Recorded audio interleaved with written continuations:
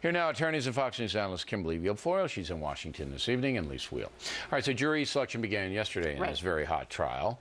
It's going to take, what, 3 or 4 weeks, right? 3 or 4 weeks. They've already dismissed 40 jurors in the pool. They've only got to get 6. That's Florida law. But it's going to take a long time because of a couple of reasons. One, the media attention.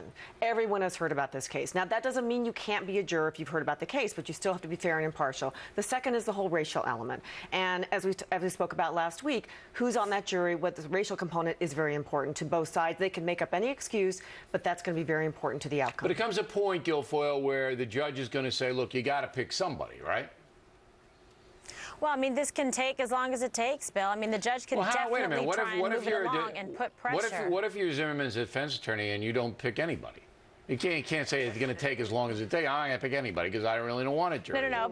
As they're going to be able to exercise their peremptory challenges and try to get a fair and impartial jury. You can also plead your case to the judge at a sidebar if you think a juror is inappropriate. But yes, you're right. At a certain point, this must come to an end. Yeah, the judge is going to the judge would appoint them, right? But there are only a certain amount of preemptory and challenges challenges that you can make. So you can run out of them. You run out. That's it. You run out. Right. It's over. There's only 6, by the way, in Florida. You have to be careful how you use them. Okay. Yes, and 4 alternates. Now, the big question is the media, which is obviously liberal in America. The national media is, and there's no doubt about it. And they would be sympathetic to the African-American teenager who was unarmed and was killed.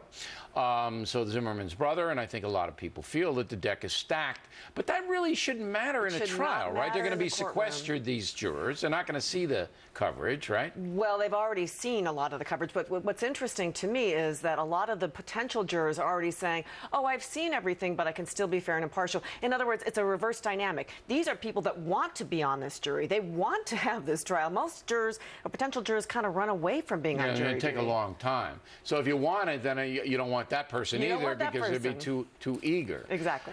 Guilfoyle, do you think they can, the media can cover this fairly, or do you expect a continuation of what we've seen? Look, they haven't so far, right? An indication of the past is, I think, a light into the future. I hope they can. We're certainly doing that. They have a responsibility to cover it fairly, and we're going to show them how it's done. Yeah, and I'm gonna keep an eye on everybody. Nobody should be rooting for either side. Nobody. No honest person at this juncture should be rooting for either side. Let's see what the evidence is. All right, Guilfoyle.